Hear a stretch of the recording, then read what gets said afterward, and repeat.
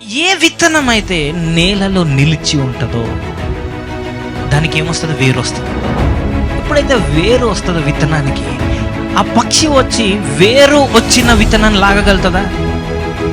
చెప్పాలి ప్లీజ్. ఎందుకు? అది గ్రౌండ్ని పట్టుకొని ఉంటుంది గట్టిగా. So it cannot. So problem వాక్యంలో ప్రాబ్లం లేదు, దైవజనుల్లో ప్రాబ్లం లేదు.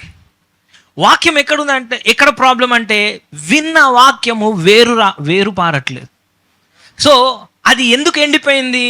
ఆ పడిన విత్తనముకి ఏం లేదంట, దేర్ ఇస్ నో రూట్. వేరు లేకపోతే విత్తనం ఏమవుతుంది? అది ఎంత హై క్వాలిటీ ఏ గ్రేడ్ విత్తనం అయినా వేరు లేకపోతే ఏమవుతుందంట? ఎండిపోతుంది. సో ఇదంతా రాకెట్ సైన్స్ కదా, అందరికీ తెలుసు. ఇప్పుడు విత్తనము వేరు పారాలి, లేకపోతే దానికి వేరు రావాలంటే విత్తనం ఏం చేయాలి? నేలలో నాటబడాలి. అంతేకాదు, నేలలో ఉండాలి. సో అందుకనే వాక్యం మీరు చూడండి, టైం లేదు కానీ ఈరోజు వాక్యము విత్తనము జల్లిన వెంటనే పక్షి వచ్చి ఏం చేస్తుందంట? తీసుకొని వెళ్ళిపోతుంది. Immediately Satan comes and steals the word. So ఇప్పుడు వాక్యము విత్తువాడు వాక్యం విత్తుతున్నాడు. ఎవరు? నేను విత్తువాడిని. ఈరోజు నేను విత్తనాలు తెచ్చా.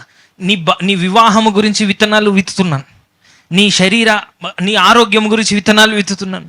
సో ఇవి వింటావు. బయటికి వెళ్ళగానే ఎవరుంటారు? అపవాది పక్షిలాగా వచ్చి ఏం చేస్తుంది వెంటనే. సో ఒకసారి ఇంటికి వెళ్ళగానే కొన్నిసార్లు అసలు ఏం విన్నావో కూడా గుర్తుండదు. సో మీ భర్త అడుగుతాడు, ఏం విన్నావు ఎలా చర్చిలా? నువ్వెందుకు రాలే? ఏం విన్నావో చెప్పు ఫస్ట్. నువ్వెందుకు రాలే? నీ గురించే చెప్పాడు. సరే ఏం చెప్పిండు చెప్పు నాకు, నువ్వు ఏం విన్నావో చెప్పు అంటే మస్తు చెప్పిండు. ఏం చెప్పిండు? నువ్వెందుకు రాలే? మళ్ళా నువ్వే రాలే. సరే నేను రాలే, నువ్వు ఏం చెప్పిండో నాకు ఒక్కటి చెప్పు. మస్తు పవర్ఫుల్ చెప్పిండు, గట్టి చెప్పిండు పాస్టర్.